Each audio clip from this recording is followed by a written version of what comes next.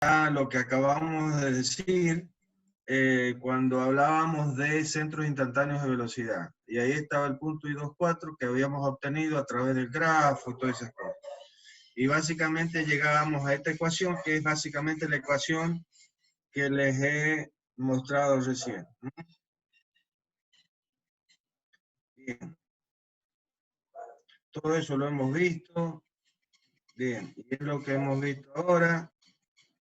Bueno, y estaba en el tema de potencias. Bien, en un mecanismo articulado, generalmente donde hay juntas de rotación,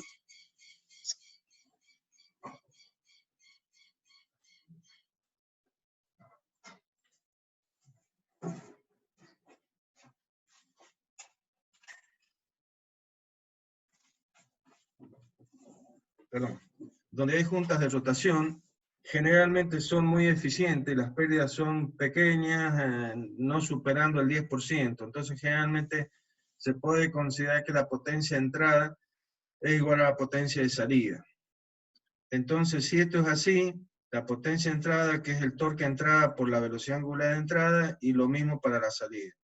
Si hacemos la relación de torque de entrada sobre torque de salida, es inversamente proporcional a la velocidad angular de las velocidades angulares, ¿no es cierto?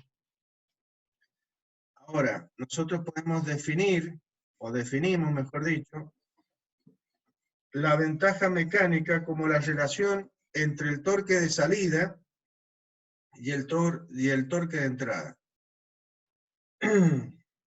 Por otro lado, habíamos visto que la el torque, la ventaja mecánica expresada en función de las velocidades angulares, por la igualdad que hemos visto anteriormente, va a ser la velocidad angular de entrada sobre la velocidad angular de salida. Y por lo tanto, si reemplazamos lo que valía la velocidad angular de entrada y la velocidad angular de salida en función de los eslabones reales y de los ángulos correspondientes de transmisión, nosotros podemos hacer un análisis idéntico al que hicimos anteriormente, acá, en función de los valores de los ángulos correspondientes, ¿sí? Pero teniendo en cuenta el concepto de ventaja mecánica. Vamos a ver si mu vale 0 y si nu vale 0, básicamente. Entonces, lo que más importa en este caso, en este análisis, es si mu vale 0, ¿sí? Entonces, si mu vale 0, el torque de salida va a ser 0 para una entrada de torque distinto de 0. O sea que si mu es 0, que es una posición de agarrotamiento, que es cuando dije que el eslabón acoplador 3 y el eslabón acoplador 4 se ponen colineales. Por lo tanto, el eslabón acoplador y el eslabón balancín de salida se ponen colineales. Por lo tanto, el eslabón balancín no recibe ningún torque del eslabón acoplador. Entonces, que es el dibujito que hizo el ingeniero dibujándolo a los dos eslabones, uno sumado al otro. Entonces no hay torque de salida. Ahora, si nu vale 0, ¿sí? El caso anterior era cuando este eslabón 3 y este eslabón 4, este eslabón 3, que es el acoplador, y este eslabón 4, se ponían colineales, sumados, extendidos. Entonces, este eslabón 2 seguramente está por acá, y estos dos eslabones sumados, ¿sí? se ponen colineales, que eso es una posición límite del mecanismo. Entonces, toda la fuerza, todo el torque que se le aplica al eslabón 2, que yo lo puedo descomponer en una fuerza aplicada en este punto, ¿sí? Si ese eslabón 3 y este eslabón 4 están colineales, va a suceder que esa fuerza, o la componente, o la proyección de esa fuerza sobre esa dirección, va a pasar por el 0, o sea, por el punto de articulación de este eslabón, y no va a producir torque sobre este eslabón. Entonces, por eso el torque de salida va a ser 0. Cuando este ángulo mu sea 0. Bien, pero puede pasar que el ángulo nu sea 0. Es decir, cuando este ángulo entre el eslabón de entrada y el eslabón acoplador es 0, quiere decir que la colinealidad está entre el eslabón manivela y el acoplador. Y llegamos también a una colinealidad y a la posición de agarrotamiento de estos dos eslabones. Y fíjense qué va a pasar sobre este eslabón. El torque de salida se hace infinito. O sea, si nu vale 0, el seno de nu vale 0, y algo sobre 0 se hace infinito. Es decir, que el torque de salida va a ser infinito. Infinito. Va a ser muy grande. Quiere decir, muy, muy grande. O sea, que la ventaja mecánica lo que nos da idea que con un torque razonable, acá no voy a decir ni pequeño ni nada, solamente voy a decir con un torque razonable a la entrada, en la manivela de entrada, vamos a lograr en la salida un torque muy grande que me va a servir para, por ejemplo, esto es una máquina trituradora de piedra, de tal manera que el eslabón de salida, el eslabón 4, balancín, es una mandíbula que rompe la piedra contra un frontón. Entonces, estoy logrando, con un torque razonable, un torque muy grande a la salida que me va a servir para romper piedra. Ese es el concepto de la ventaja mecánica. Bien. Bien. Y ahora vemos de una manera rápida el tema de determinación analítica de velocidades. En el caso de un cuadrilátero articulado, y en un manivela balancín, en un manivela biela correderas también, lo vamos a hacer de una manera rápida, mostrando, porque esto básicamente es lo mismo que hemos hecho para posición, para determinar las posiciones. Acá, teóricamente, ya hemos pasado por el análisis de posición, que fue hacer lo mismo, es decir, ¿qué hicimos? Y reemplazamos a cada eslabón, lo expresamos a través de un vector posición. Entonces, reemplazamos al eslabón 2 por un vector R2, que va a tener el módulo correspondiente igual a la longitud del eslabón, que está expresado por esta letra A, el módulo de ese eslabón, con un sentido dado por nosotros, arbitrariamente, y que comienza en el origen, donde se articula el eslabón, y termina en la junta A, en este caso, que lo une al otro eslabón. Y así sucesivamente, el eslabón 3 es reemplazado por otro vector, el eslabón 4 por un vector 4 y el bastidor por un eslabón 1. ¿Qué es lo que tuvimos en cuenta nosotros? Como nosotros, como analistas, tratamos de reducir al máximo las posibilidades de variables no conocidas, digamos así, es que jugamos déjenme decir esta palabra, pero no la digan ustedes, es que tomamos decisiones en cuanto a dónde colocamos los sistemas de referencia. Entonces, no pusimos el sistema de referencia en cualquier lugar, no. lo colocamos de tal manera que su origen coincidiera con uno de los pivotes fijos, en este caso, lo que es más lógico, en el pivote fijo 2, que es donde inicia el eslabón 2, o vector 2, y además hicimos coincidir el eje de las abscisas, el eje de las X, con el bastidor. Todo esto da como resultado que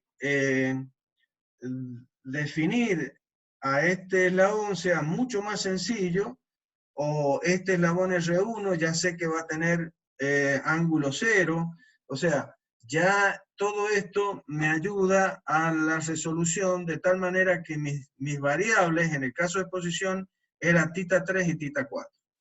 Bueno, hicimos, esto daba como resultado expresar a este eslabonamiento a través de una ecuación de lazo cerrado, vectorial de lazo cerrado, que era la suma vectorial de todos estos eslabones. Además elegíamos el sentido de los vectores de tal manera que los ángulos, la medición de los ángulos, que tiene que ser siempre desde el eje positivo de las X, y que siempre este ángulo debe medirse en el origen del vector, no al final del vector, fuese sencillo. Entonces, por eso es que el R3 comienza en la junta A, para poder medir fácilmente este vector, y el R4 comienza en el origen, en el pivote fijo O4, y no lo hemos hecho desde acá, porque si no, si hubiese sido al revés, este θ4 hubiese sido el complemento de este.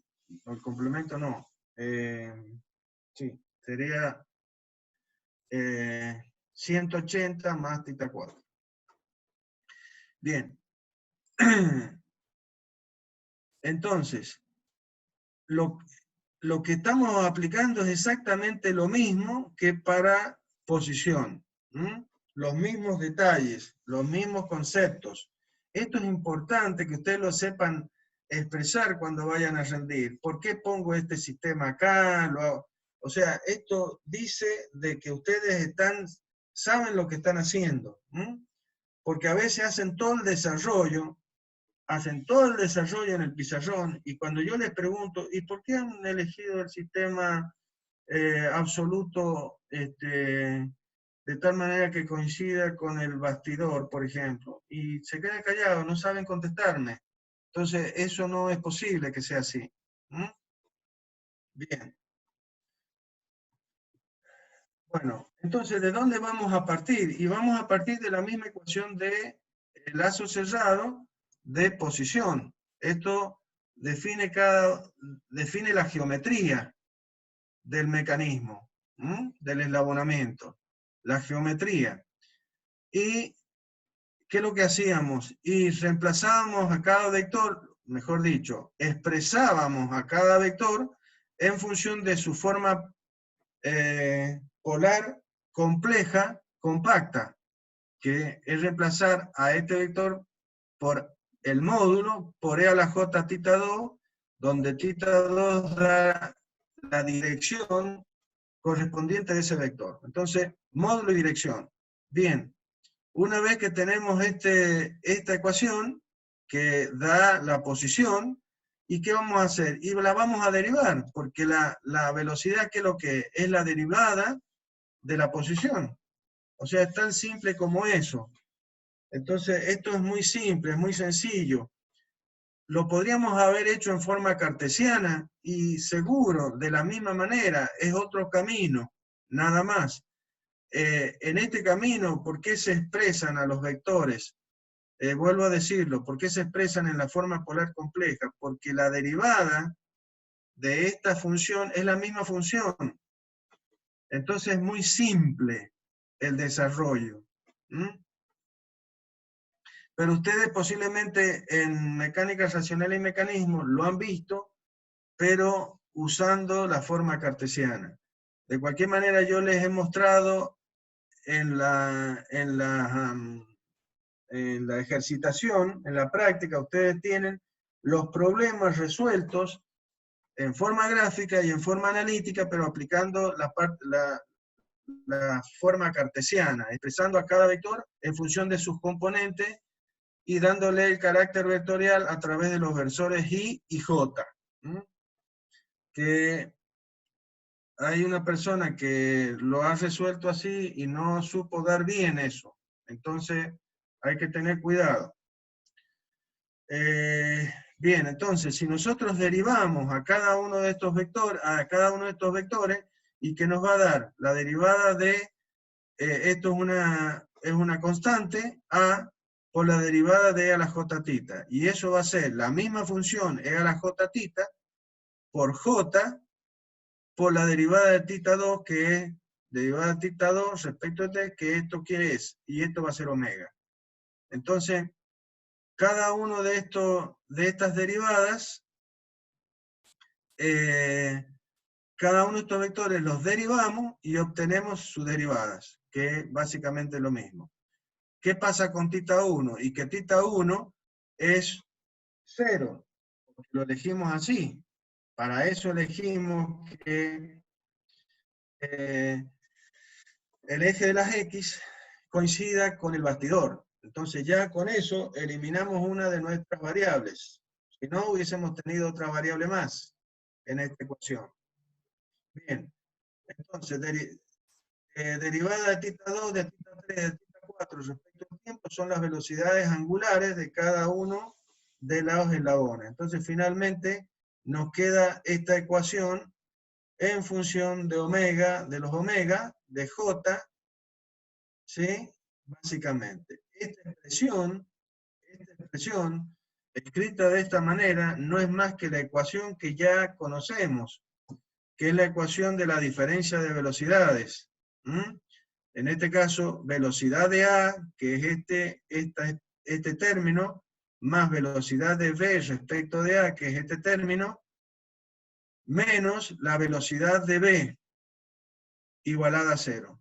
Normalmente nosotros la escribimos como velocidad de B absoluta igual a la velocidad de A absoluta más la velocidad relativa de B respecto de A.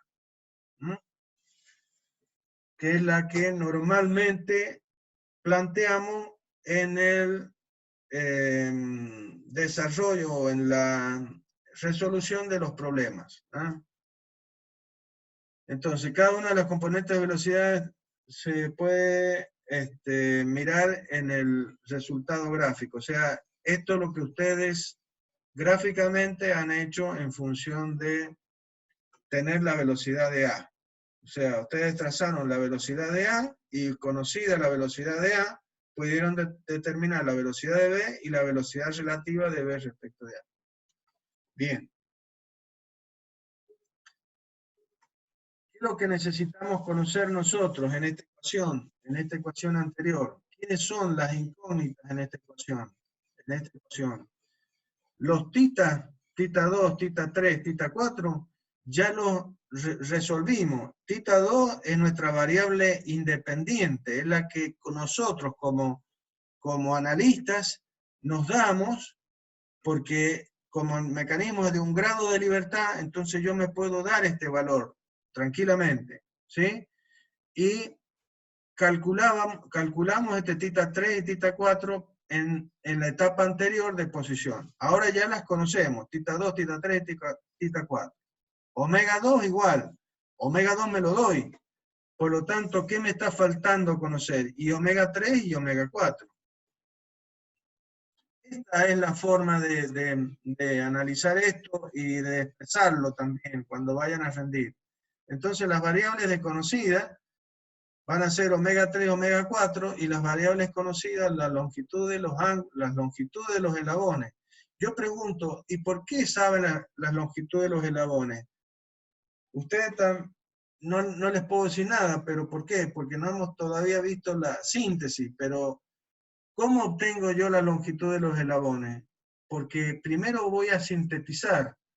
Al sintetizar un mecanismo que significa diseñar el mecanismo, sintetizar, significa encontrar las longitudes de los eslabones. Una vez que encuentro las longitudes, ya lo puedo analizar desde el punto de vista de los ángulos y desde el punto de vista de la velocidad y de la aceleración. Bien, pero en este caso, en esta etapa que estamos transcurriendo, entonces mis variables son omega 3, omega 4, y las variables conocidas son las longitudes, los ángulos y la velocidad del eslabón de entrada. Entonces, yo deberé encontrar una ecuación matemática, ¿sí?, que quede en función de todos estos datos conocidos, las longitudes de los eslabones, los valores de los ángulos y la velocidad angular de entrada. Lo mismo para omega 4, una función que esté en función de de las mismas variables. Entonces, ¿cuál es el procedimiento que hicimos para posición? Y una vez que teníamos expresado a los vectores, a cada uno de estos vectores, en función de su forma polar compacta, compleja, como conocíamos que la función e a la j tita es igual, tiene una identidad por Euler, que e a la j tita es coseno de tita más j seno de tita, es que podemos reemplazar en esta ecuación a cada uno de estos, de las funciones, por su identidad, básicamente. Bien, ¿qué vamos a hacer acá? Y vamos a hacer la propiedad distributiva y vamos a introducir J en cada uno de estos términos dentro del paréntesis, básicamente. Entonces acá nos va a quedar J por coseno de tita y J al cuadrado por el seno de tita. Pero J al cuadrado es raíz de menos 1 al cuadrado, por lo tanto aquí va a quedar menos 1, por eso aquí va a aparecer un signo menos. Entonces, la ecuación expresada, hemos introducido recién el operador J dentro del paréntesis. ¿Sí? Acá dice que J al cuadrado es menos 1, y finalmente lo que yo les había dicho. Entonces, tenemos el vector velocidad de A, el vector velocidad de B respecto de A, y el vector velocidad de B. Fíjense que si relacionamos lo que hemos visto antes, las componentes del vector velocidad, en relación con el vector posición, se han invertido las componentes reales e imaginarias respecto de los dos vectores, lo cual indica, vuelvo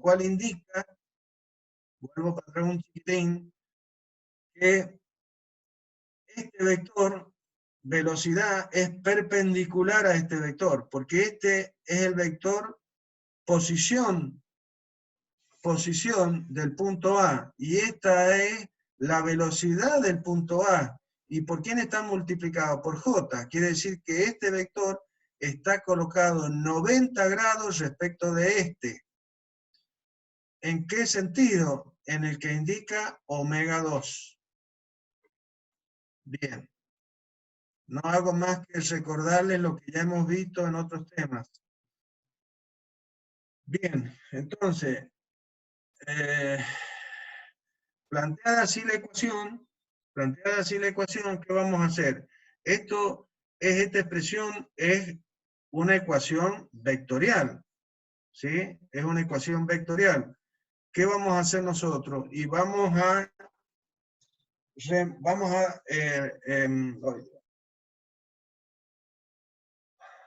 expresarla en función de sus componentes, que es hacer las proyecciones de cada uno de estos vectores, en la dirección del eje de las X y en la dirección del eje de las Y, o en la dirección del eje real o en la dirección del eje imaginario. Entonces, eso es lo que vamos a hacer ahora. Parte real todas las proyecciones de cada uno de los vectores en la dirección del eje de las X, y parte imaginaria, cada vector en la dirección del eje de las Y. Bien. Perfecto. ¿Qué tenemos que hacer a continuación? Y resolver esta ecuación, este sistema de dos ecuaciones escalares, ¿sí?, que no pueden soportar más de dos incógnitas. ¿Cuáles son las dos incógnitas en esta ecuación? Y omega 3 y omega 4. Omega 2, tita 2, tita 3, tita 4 son todas conocidas. O sea que seno de tita 4, seno de tita 3 es un número. No es como en el caso de posición, donde tita 3 era la variable. Entonces, teníamos un sistema de dos ecuaciones, pero trascendentes. No era lineal. Y eso nos obligaba a un montón de desarrollo más.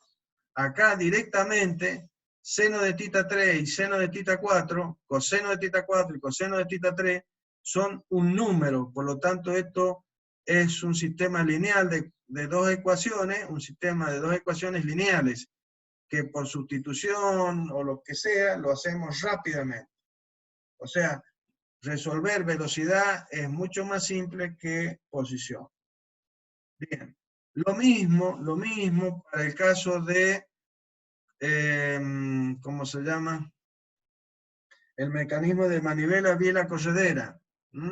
Exactamente lo mismo, todo lo que acabo de expresar, la elección de los eslabones, de los sistemas de referencia que hicimos para el caso del manivela biela corredera, en el cual, ¿qué tenemos? Un eslabón de entrada, que es la manivela, el acopladora, lo mismo que en el cuadrilátero, pero en vez de un eslabón balancín de salida, tengo una corredera, que es como si fuera un balancín infinito que rota respecto de un punto que está en el infinito. Bien. Ahora, ¿cómo daría yo la posición de este punto B, que es un punto que pertenece tanto a la corredera, al pistón, como al eslabón acoplador, el punto B, que es la junta? Y la puedo expresar desde mi sistema absoluto con este vector RS. Este vector RS. Pero ¿qué pasaba con este vector RS? Les estoy recordando nada más. Este vector RS, a medida que este vector, esta corredera va cambiando de posición en su movimiento, este vector RS va a cambiar tanto en módulo como en dirección. Por lo tanto, nos introduciría complicación en el análisis. Por eso es que expresábamos a este vector RS en función de sus proyecciones o componentes, que son este vector R1 y este vector R4, que son las proyecciones de RS sobre los ejes X e Y. Por eso, este vector, este sistema absoluto no está puesto ahí de cualquier manera. Primero está puesto, como siempre, en el origen del eslabón 2. Pero a su vez, este eje X coincide ¿con quién? Con la dirección del desplazamiento de la corredera. Para que este eslabón, este vector, ¿sí?, tenga también un ángulo 0. Forme 0 grados respecto de X. O sea, todo esto tiene que ver con la comodidad que tiene el analista para poder encarar los desarrollos o el análisis de cada uno de los problemas que se le presentan. De esa manera, va eliminando variables y de esa manera hacer más sencillo. Bueno, lo mismo pasa entonces para este mecanismo, en el cual planteamos la ecuación de lazo vectorial cerrado, que define la geometría de este mecanismo. ¿qué tenemos que hacer ahora para encontrar velocidad? Y derivar, hacer exactamente lo mismo. Todo lo que tiene que ver con Euler, expresarlo a través de Euler, separar la parte real y la parte imaginaria, y acá es mucho más sencillo, pero mucho más sencillo, porque tenemos cuáles son las variables conocidas en esta ecuación, y son omega 2, tita 2 y tita 3, ¿sí? ¿Cuáles son? Mentira. Sí, no, está bien, perdón. Omega 2, tita 2 y tita 3, dije. ¿Cuáles son las desconocidas? Y la velocidad angular del acoplador y esta distancia, o velocidad, perdón, que tiene que ver con la distancia. ¿Qué distancia? Esta, la de el valor de este vector R1, D, el vector R1 tiene como módulo D. ¿Y qué es lo que da el vector R1? Y da la posición de la corredera, básicamente. El vector R4, ¿qué es lo que daba? Y daba lo que se llama excentricidad. Lo vimos en posición. Da la excentricidad, es decir, cuánto se separa el centro de la corredera respecto del eje que pasa por el centro de rotación de la manivela.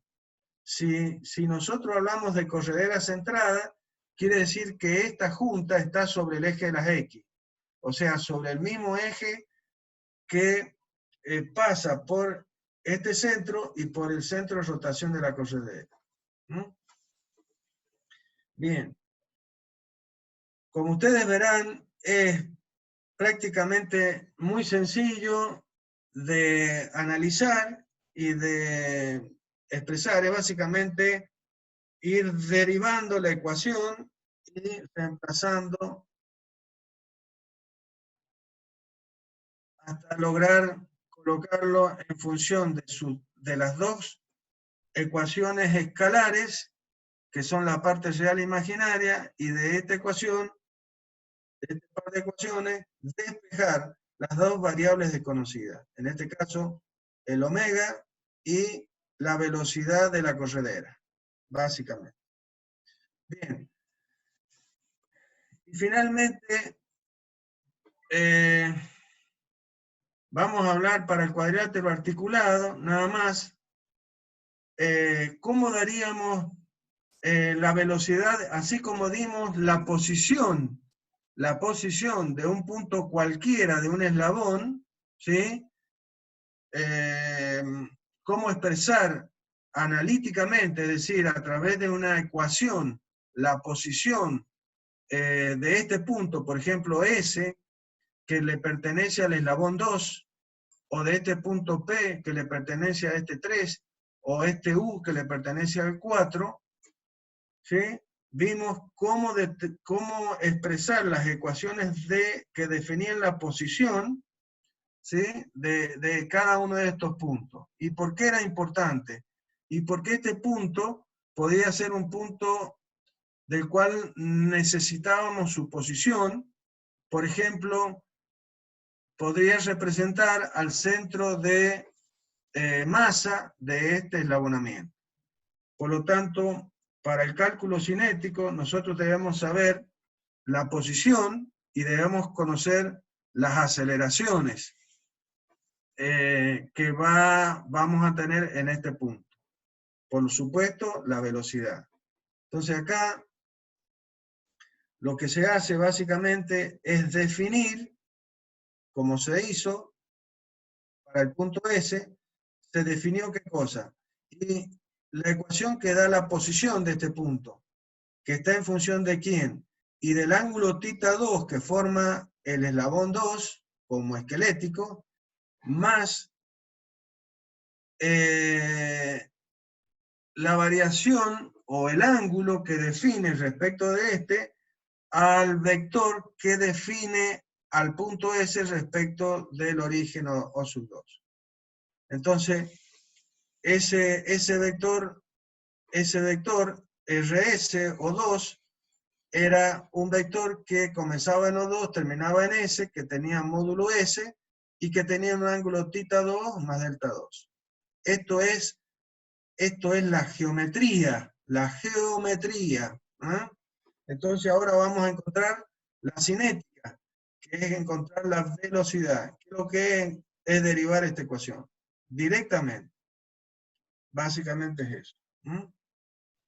Bien, para el punto S, para el punto U, que es exactamente lo mismo, y para el punto P, que como habíamos visto, el punto P pertenece al eslabón 4. Entonces, tanto en posición como en velocidad, este punto se expresa a través, en relación con el punto A. Entonces, la posición de este punto va a ser la posición que tiene este punto más la que tiene este respecto de A. O la velocidad de este punto es la que tiene este punto más la velocidad que tiene este punto respecto de este otro. Es exactamente lo mismo. Eso es lo que expresa esta expresión. Entonces yo, obtengo este vector que es dentro del eslabón 3, ¿sí? Encuentro este eslabón y lo derivo para encontrar la velocidad dentro del eslabón. Luego, como ya calculé la velocidad del punto A, le sumo a la velocidad del punto A la velocidad del punto P respecto al punto A para obtener ¿qué cosa? La velocidad del punto P respecto de mi sistema absoluto. Es decir, la velocidad de este punto respecto de mi sistema absoluto. ¿Ah? Bueno, esto sería todo lo que es velocidad. Velocidad. Con eso se termina la parte de velocidad. ¿Y qué quedaría? La parte de aceleración. Lo mismo, pero para aceleración.